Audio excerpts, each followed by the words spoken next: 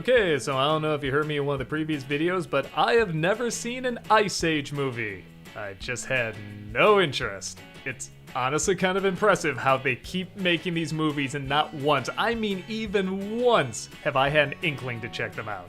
Why? Because I always feel like I've seen the best scene in the trailer. That little squirrel woodchuck butt always trying to get the acorn. It's always hilarious, there's no dialogue, it's all slapstick, and it's usually super creative and super funny.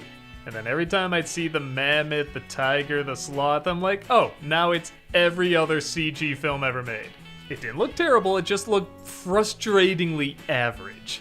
And don't get me wrong, a part of me gets it. It's 2002, people haven't really gotten CG films figured out. What were we at, like Monsters, Inc. at that point? That's fine because back then this got a big screen release and you could tell it was kind of cheaper animation, but you know, still worth being shown on big screen. But now, it looks like a direct-to-DVD movie. But again, I understand different budgets and people wanting to experiment with CG, just, it's hard to explain. Early experimenting with 3D animation just isn't anywhere near as interesting to me as early experimenting with 2D animation. Maybe if I was a computer animator or something, but this just looks amazing to me, and this looks like I just can't get that much value out of it. So okay, I've gone to all the reasons why I've avoided these movies like the plague, but now for this year's DisneyCember, I'm finally checking them out. What I think of the first one. Sorry to disappoint, it's exactly what I thought I was gonna get. This is gonna be a hard movie to review because let me make it really clear. This is not a bad film, I just don't like it. I think this is a film made specifically for kids. There's not much in it for adults, a little bit, but it's clearly not trying to hit them as much as the kids in the audience, and I think it does that fine.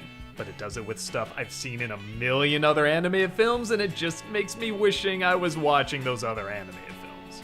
The story takes place, as it spells out, during the Ice Age.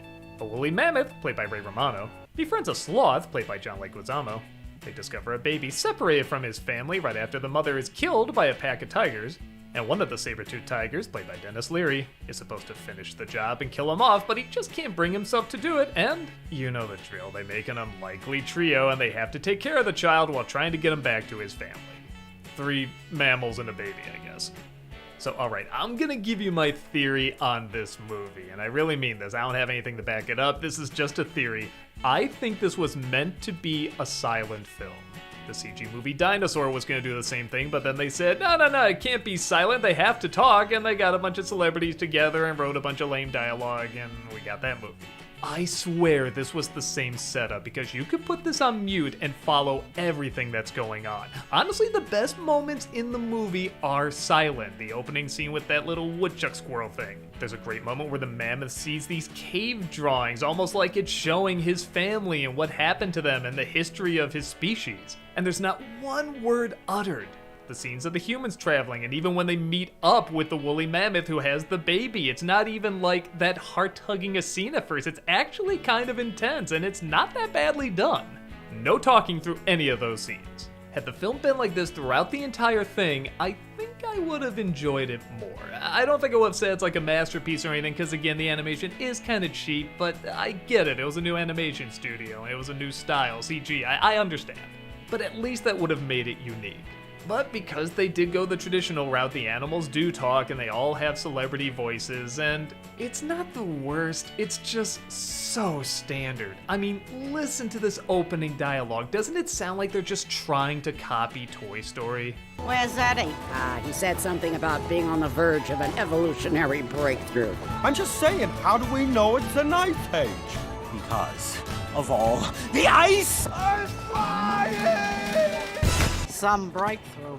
Does anything stand out about it? No, it's just how CG films talked back then, particularly Pixar, because they practically created the style. But where they would add a lot of new twists and turns, this does a lot of the same, and everything you think would happen pretty much happens. But sure, is there anything really bad in it? Is there anything that I'd be like, oh my god, skip this at all costs, it's so painful? No.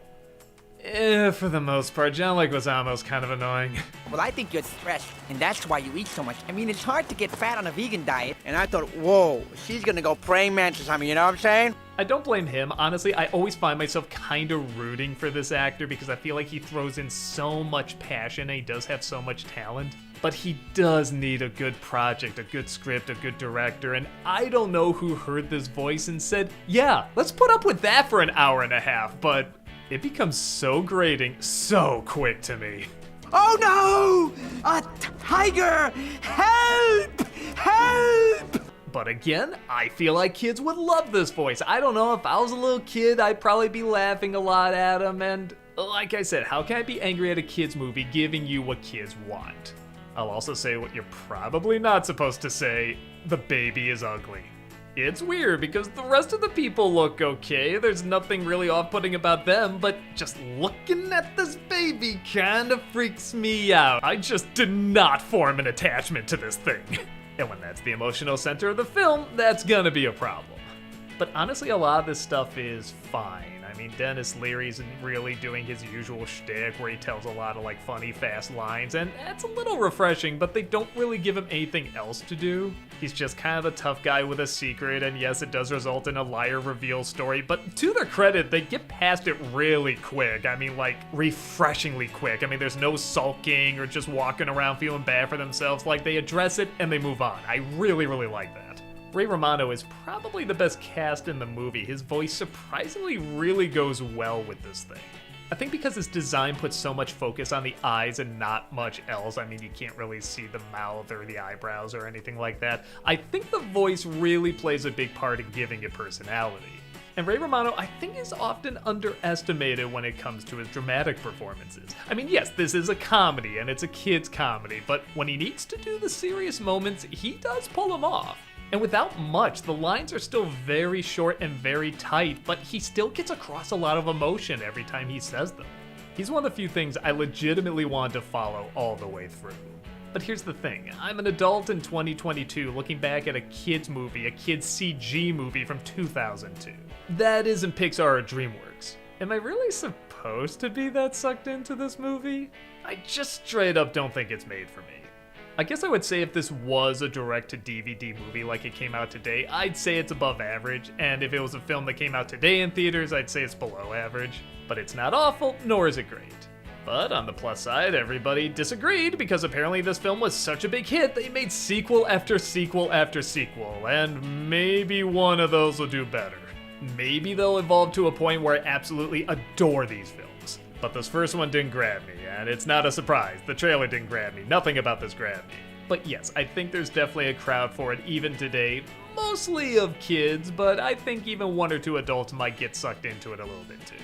So is that a recommendation or not? It's an like I said, a tricky movie to review, but I know there's a lot more of these to look over, so I guess I'll see you in the next age.